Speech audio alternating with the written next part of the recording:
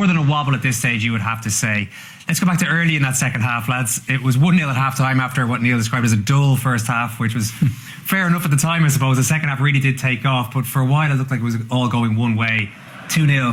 Gundogan with this goal, well taken with a little bit of luck, Shay. Yeah, they get a bit of luck on Gundogan. He picks up a good position, see, in the edge of the box there. He actually strikes it really well, and if you can hit the target, and as I said, you don't buy a ticket, you don't win the raffle, but he's kept it down, so a really good strike, and I don't think the defender in his defence knows a lot about it. Come through a set of legs right in front of him. It's like a double nutmeg. Yeah, it gives the keeper absolutely no chance, so it's a good strike, and again, it's from a set play. That's a positive as well. I'm trying to get some positives on the go away for Man City, but at this stage it's 2-0 and you think, it's going to be a nice easy evening. That's where he needs to play. That's where he's forged his reputation in those areas. Gundogan, he's really good technically, good strike of the ball. He's been a great goal scorer. We're just not seeing him in those areas of the pitch at the moment. He's having to sacrifice himself for the team a little bit, playing that holding midfield position, which clearly doesn't suit him. Well, Erling Haaland at 3-0. If they thought they were doing all right at 2, Haaland got a second goal of the game for 3-0, and at this stage, we are thinking our pre-match much better. Good through ball here. Nunez doing what he's good at. Look at the run from Haaland, though. Look at the yards he makes up to get there. Great ball in from Nunez, and you're thinking that's 53 minutes. Yeah, City look more like themselves. 3-0 up. I just love this goal. It's quick and incisive. It's positive, and the yards he makes up to get there and score is fantastic. And that's more like the Man City that we know. Yeah, and to be fair, they hadn't been good in the first half. George said in commentary, I think it was after this goal, that it looked like the nerves had settled, and that was the sense that we got, because there was obviously going to be a certain amount of trepidation after the results they've had, but they seemed to be nice and calm after they'd scored 3 goals. Yeah, they did, and they'd earned it. They quickened the play up a little bit, moving the ball quicker, playing through the lines. We've seen it there. Nunez, we spoke about not being a typical Manchester City centre midfielder, playing on the half turn in tight areas. What he can do, he can run from box to box at speed. So we saw the advantage of having him in this Manchester City team at the moment, getting that cross into the box. And at that point, you really felt it was game over. Haaland getting a couple of goals tonight is one more positive for you, Shay, before we get into the horror show here. You said before, was it 15 goals this season? Now it's 17. I mean, there's nothing wrong with Haaland's performance. He scored a hat-trick last week for Norway. I think they'll still get goals, this team, but as alarm bells going off at the back, and I know Kenny done a piece before the game, rightly so, because the defensive stuff and the goals that we conceding has been, I don't know what's the word I'm looking for, horrendous. And again tonight they've raised their ugly head again. They did. Kenny, do you want to start us off with the first goal? Haj Musa? Yeah, no problem. I mean, that's what you're paid for, so you might as well do it. I'll set the ball rolling. I think the mistakes Guardiola's, don't get me wrong. I think Puse puts him in a little bit of trouble here. He pops a header to him. I don't think he's aware of what's around him. Guardiola, it's a hopeful ball over the top, isn't it? Doesn't look to be any danger here whatsoever. The young Manchester City centre half, see here, just popping that ball into Guardiola. He's not sure what's around him. Has to make a better connection, don't get me wrong. But it's a brilliant finish. I have to say that from Puse. The first touch around Edison, a really tight angle, doesn't panic. But again, self-inflicted. You were loving that finish, Neil. Oh, it's a great finish. He's still got a lot to do from this angle, but he just, cushions it in there beautifully from a really difficult angle. But it's all on Guardiola's time to take the ball down, play it forward. That's as a manager, 3-1. Yeah, but as a manager, right, you can't legislate, and he sets standards, and you're 3-0 up, you're cruising, and then one of your best players just inexplicably gives a bad back pass, and all of a sudden you let the opposition back into the game. If I'm one of the players, I'm glancing over, I'm seeing Pep like that. But that's the way it is. 3-1 up. He's not. He's usually kicking more balls and finding the world, and that's why I'd be a little bit more animated. That worried me a little bit. That kind of sullen appearance, really disconsolate, disillusioned. Yeah, but I think he was going nuts before we ended up seeing him like that. I'd love to see what his number 2 was doing as well at the time. He went home early tonight, so he clocked off early. He's only on 60. It wasn't a night for him. Just on that goal, there wasn't much more Edison could have done on that one. He seemed to push me. No, it's a poor mistake from Guardiola. It really was. Put him in trouble. It's a brilliant finish, as you say. He could have panicked on, but he just let that last bounce, and it's a brilliant finish from a tight angle.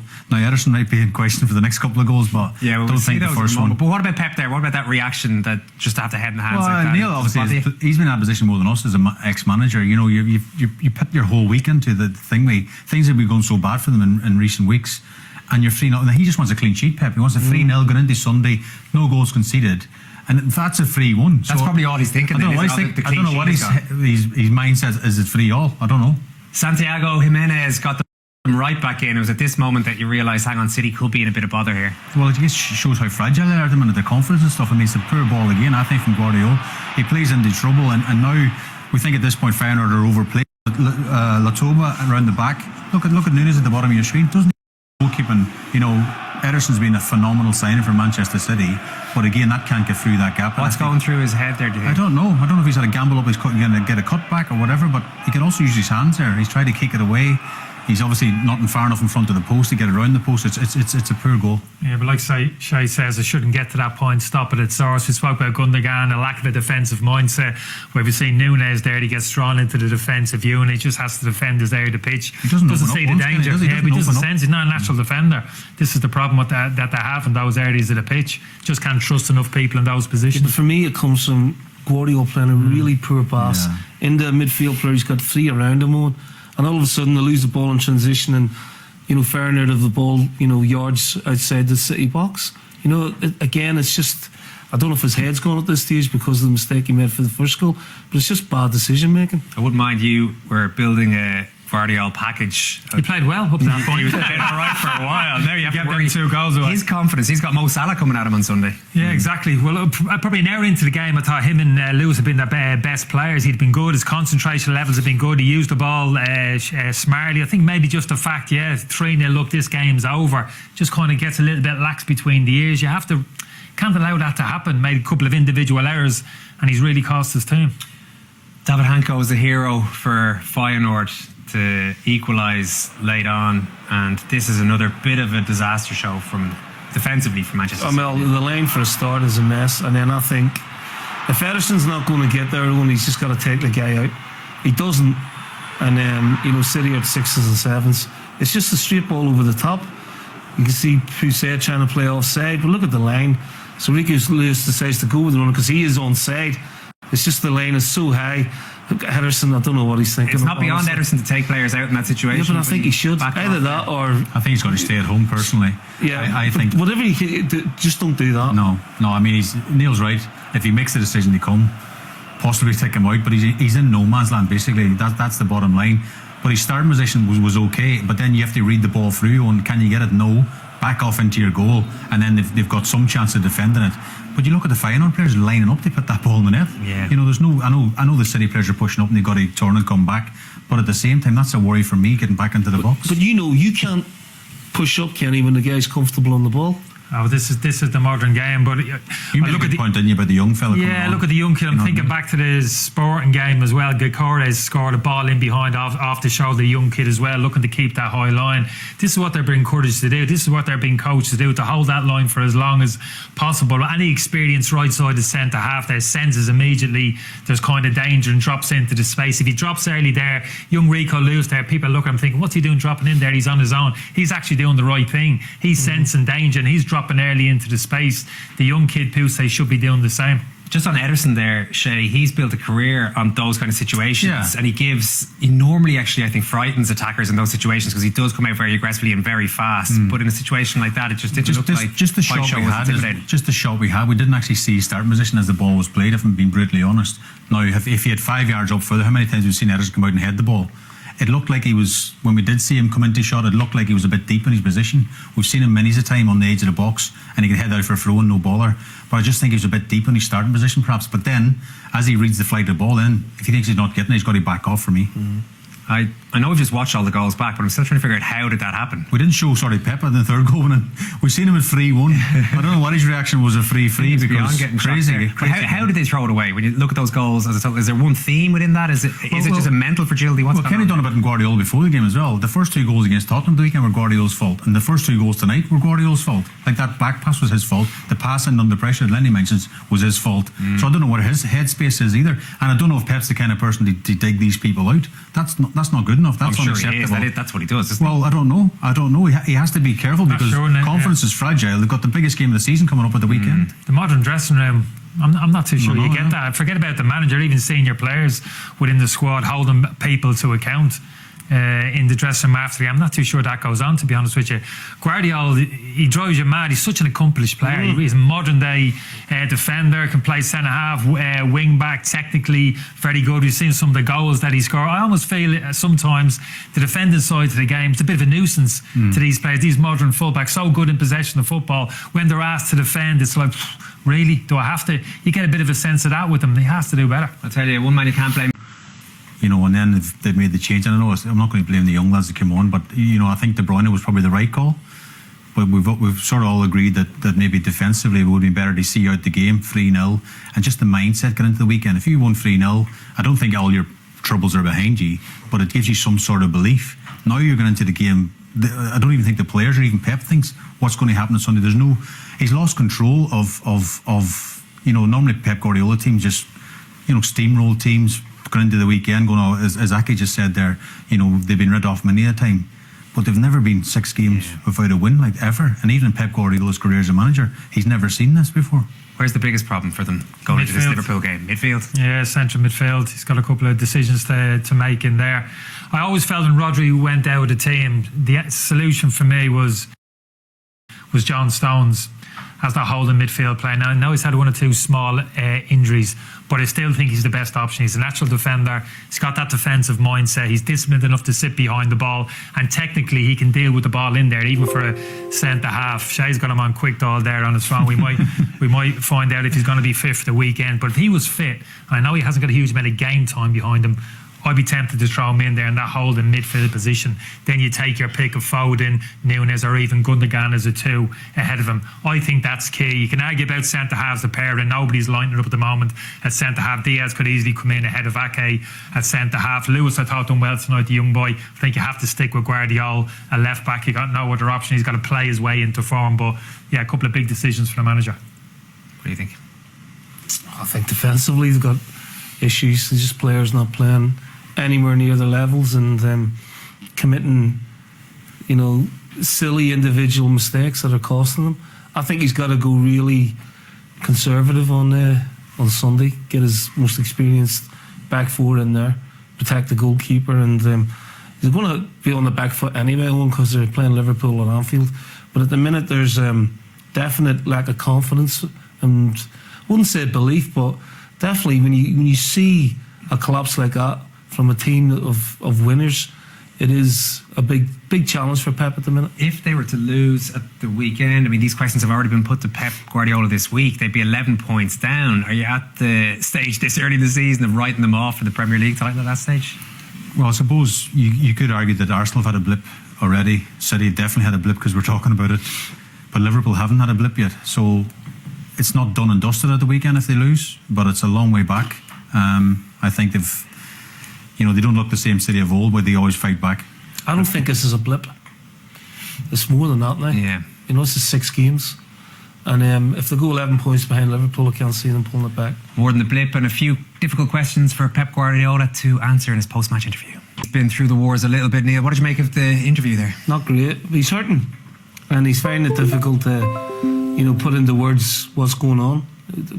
Inexplicable from some individual players. You can see there's been a bit of head scratching going on. He's going through the mill, and it's probably for the first time in his career, his managerial career anyway, he's being really tested. Look, he's had ups and downs. It's not always been win. He's lost Champions League semi-finals. Barcelona, he really blew out there. Yeah, he did in the end. Very stressed out there. Yeah, so he's going through a really difficult period, which we all go through one. So it's got a real test of not only his managerial tactical ability, but his man management. Is there anything he can do or say in those interviews? It's just a matter of getting through them. Well, yeah, he has to do it as part of his contract, I think, but he clearly didn't want to do that one. He was hurting. Then the word that jumped off the page was fragile. Yeah. When have we ever spoke about Man City being fragile at in any game? And that's probably the word that jumps off the page. They're fragile, very fragile at the minute. Last word on Pep, Kenny? Yeah, I wouldn't go as far as to say I feel for him. I can understand. I still like to see him more positive. I got to be honest with you. I know he's hurting, but I still like to see him put a little bit more of a positive message across for the Manchester City supporters, even indirectly the players. It is hard at that point, though, isn't it? You've just lost a 3-0. It's hard, but you have to kind of park that, the disappointment that you're feeling, that kind of anguish, all that kind of angst. You got to kind of bottle it. You can't happy about it either, Kelly, or Can't look happy enthusiastic. about come out punching, swinging a few punches. That game's behind us. Yeah, we're disappointed, but there was positives there. We're looking forward to the game of the week against Liverpool. I backed these players. We can go there and win. Just blow the trumpet a little bit. You know what I mean? I'd like to hear a little bit more of that, but it's going to be a tough one Sunday. It really is at Anfield. They're really going to be tested. This Feyenoord team were tiptoeing around the pitch for the majority of that game. Liverpool from the get-go at the weekend are going to be hounding this Manchester City team. Yeah, you can only imagine if Liverpool were watching that they'd be licking their lips, I think, as might have been Neil said earlier on. But they've got their own big Champions League game to play tomorrow night, which will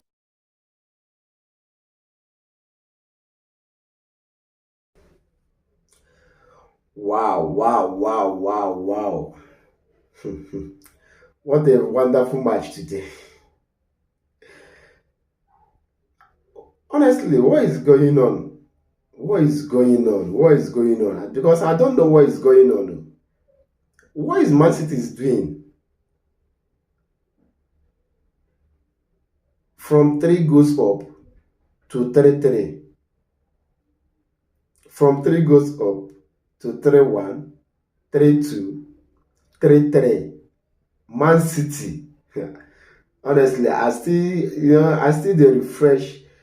I try to rewatch this thing and understand what is problem, because Man City right now they are beginning like they are now starting becoming like a Crystal Palace, because this is not Man City where everybody know. Man City is in a big mess right now. If he cannot beat Man City right now, I don't think he can ever beat Man City again as a team. Because Man City playing 3-3 today, honestly, yesterday night, is in short, is something that you can still wake up, still maybe think say you are still dreaming, because it is not real. But is it? It is real. This is becoming Man City new life right now. Guardiola, almighty coach, is getting a rough time. That is to show you that no matter who you are in a football, you can have a bad side. It's normal. You cannot win forever. You cannot win forever. If you watch that team, they are getting tired. They are getting old. Look at Mayfield. So all those things now is bringing those small boys to make it up the team, and everything is not working right now. It's not working. But I believe that now, January, maybe they will refresh the team. But for now, Man City are there to take him. So you as a team, it's up to you. Like Premier League, this is the best time. Take advantage of Man City. Honestly. We have to push Man City out of... In short, like Chelsea, my beloved club, we need to come on Man City from that top 4. Top 2 what they did. Bring them down and go up there. Because this is the best time. This is the best time. Honestly, this is the best time. Guardiola haven't to win in 5 matches. This is the first time in history of the Guardiola. This is why it's crazy. This is why it's crazy. If I tell you that I'm not loving it, I'm lying.